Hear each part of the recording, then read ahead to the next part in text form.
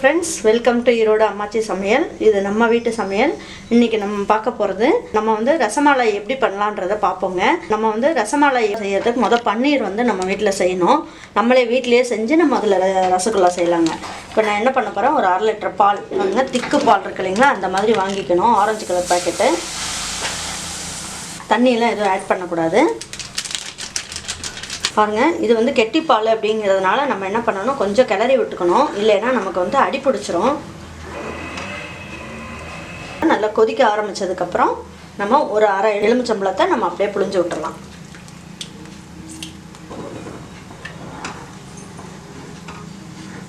அவ்வளோதான், இப்போ ரெடி ஆகிடுச்சு. பாருங்கள், இந்த மாதிரி வடிகட்டுறது எடுத்துக்கோங்க. இந்த மாதிரி பாத்திரத்தில் நீங்கள் என்ன பண்ணுங்கள், இந்த மாதிரி ஒரு துணியை போட்டுக்குங்க. நல்லா ஜல்லடை மாதிரி இருக்கணும் துணி. அதில் நீங்கள் போட்டுட்டு இதை எடுத்து இதில் ஊற்றிடலாங்க.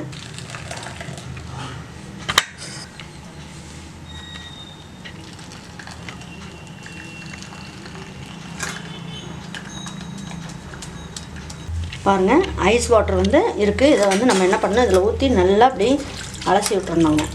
அந்த லெமன் டேஸ்டெல்லாம் போயிடணும். அதுக்காக நல்லா தண்ணியை ஊற்றி நல்லா அலசிக்கங்க.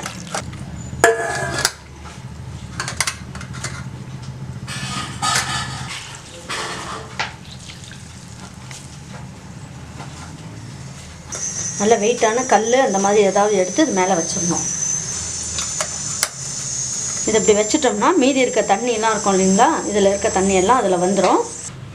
பாருங்கள், இதை அந்த தண்ணியெல்லாம் வடிஞ்சிருச்சு. இதை என்ன பண்ணணும், கட்டி ஒரு 5-6 மணி நேரத்துக்கு நீங்கள் அப்படியே விட்டுருங்க. விட்டுட்டிங்கன்னா தண்ணி சுத்தமாக வடிஞ்சிரும். அதுக்கப்புறம் எடுத்திங்கன்னா நல்லா ட்ரையாக அப்படி கிடைக்கும் நமக்கு. பாருங்கள், இதை தட்டில் போட்டுட்டு நம்ம கையை வச்சு நல்லா பிசைஞ்சாலும் பிசையலாம். எனக்கு என்னென்னா இந்த மாதிரி இது நல்லா நீட்டாக இருக்குது இல்லைங்களா, அதனால் நம்ம இதில் வச்சு பிசையும் போது ரொம்ப நல்லா வரும். தண்ணியே இருக்கக்கூடாதுங்க. சுத்தமாக தண்ணி இல்லாமல் தேய்ச்சிங்கன்னா தான் அந்த உருண்டை நமக்கு கரையாமல் நல்லா இருக்குங்க. அப்படி நல்லா கையிலேயே கூட நல்லா அப்படியே பிசைஞ்சு விட்டுடலாம். இதை ஒரு 20 நிமிஷத்துக்கு நம்ம அந்த மாதிரி பிசையணுங்க. பிசைஞ்சோம்னா தான் நமக்கு நல்லா சாஃப்டான ரசமலாய் பண்ணுறதுக்கும் நல்லா வரும். பாருங்கள், சின்ன சின்ன உருண்டையாக அப்படியே உருட்டிக்கலாம். உருட்டிட்டு இப்படி தட்டிக்கலாங்க. நல்லா உள்ளங்கையில் வச்சு இப்படி தட்டினோம்னாவே நல்லா வந்துடுங்க.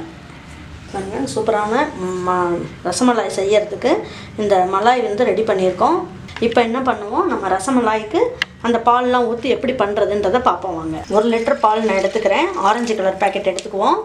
அதை நமக்கு 1 லிட்டர் பாலை 1/2 லிட்டர் அளவுக்கு நம்ம காய்ச்சணும். நல்லா சுண்ட காய்ச்சணும். தண்ணியெலாம் நம்ம எதுவுமே ஆட் பண்ணக்கூடாதுங்க. தண்ணி ஆட் பண்ணோம்னா நமக்கு ஒழுங்காக வராது. பாருங்கள், இது திக்கு பால் அப்படிங்கிறதுனால அடுப்பில் வச்ச உடனே நம்ம என்ன பண்ணணுங்க, கொஞ்சம் அப்படியே கிண்டி விடணும். அப்புறம் பாருங்கள், நான் உங்களுக்கு ஒரு டிப்ஸ் சொல்கிறேன். நீங்கள் பாதாமையும் பிஸ்தாவையும் இதுக்கு தூள் பண்ணி போடும்போது நம்ம என்ன பண்ணணும், நம்ம டைரெக்டாக தூள் பண்ணும்போது நல்லா இருக்காதுங்க.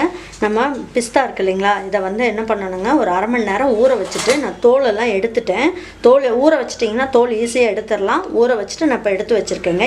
இது ஈரமாக தான் இருக்குது, பரவாயில்ல. இதை என்ன பண்ணுவோங்க, மிக்சியில் போட்டு தூள் பண்ணிடலாங்க. பாதாமையும் என்ன பண்ணுங்கள், நீங்கள் நல்ல ஒரு 1/2 மணி நேரம் ஊற வச்சிங்கன்னா அந்த தோலை உரிச்சிங்கன்னா அழகாக வந்துடும் உங்களுக்கு.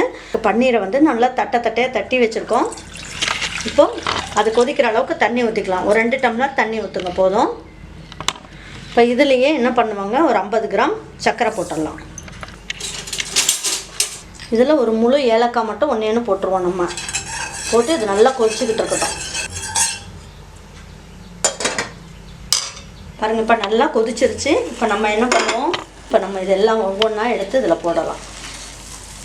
நீங்கள் நல்லா பன்னீர் நல்லா ரெடி பண்ணியிருந்தீங்கன்னா உங்களுக்கு உடையாமல் நல்லா பெருசாக வரும். இப்போ நம்ம ஒரு தட்டு வச்சு மூடி வச்சிடலாங்க.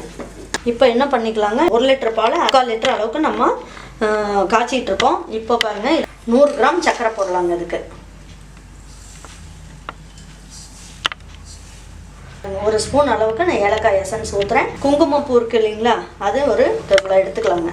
பாருங்கள், இவ்வளோ எடுத்துக்கலாம். போட்டிங்கன்னா அது நல்ல கலர் கிடைக்கும். பாருங்கள், பாதாமையும் பிஸ்தாவையும் தோல் எடுத்துட்டு நல்லா நான் இதில் மிக்சியில் போட்டு நல்லா அரைச்சிட்டேன். இங்கே பாருங்கள், நல்லா தூளாக இருக்குது. இப்போ இதையும் இதில் போட்டுடலாம். இப்போ பாருங்கள், இந்த ரசமலாய்க்கு இந்த பேஸ் ரெடி ஆகிடுச்சு. பாருங்கள், சூப்பராக ரெடி ஆகிடுச்சுங்க. இதை என்ன பண்ணணும், லேசாக அப்படியே அழுத்தி விடணுங்க. அழுத்தி விட்டுட்டோம்னா இந்த சக்கரை தண்ணியில் எல்லாமே வடிஞ்சிரும். பாருங்கள், இதில் நல்லா பால் இந்த இதில் நல்லா வெந்துட்டு அந்த இதுலேயும் போட்டு நமக்கு ஒரு 1/2 மணி நேரம் வேகணும். வெந்ததுன்னா ரொம்ப நல்லா வருங்க அது.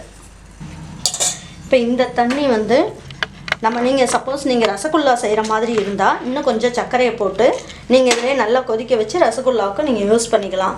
அப்படி இல்லைன்னா கீழே ஊற்றிடலாங்க, அவ்வளோதான். இந்த ஆடையோட இந்த பாதாம் பிஸ்தா இதெல்லாம் ஒன்றா சேர்ந்து இந்த ரசமலாயும் வேகும் போதுங்க அவ்வளோ ஒரு டேஸ்ட்டாக சூப்பராக இருக்கும். அது சுத்தமாக வந்து கரையாமல் இந்த மாதிரி பால் ஏடுங்க, அதெல்லாம் பால் ஆடை இருக்கு இல்லைங்களா, அதுதான் இது வந்து சுத்தமாக ஒன்றுமே கரையாமல் நல்லா வந்திருக்கு பாருங்கள்.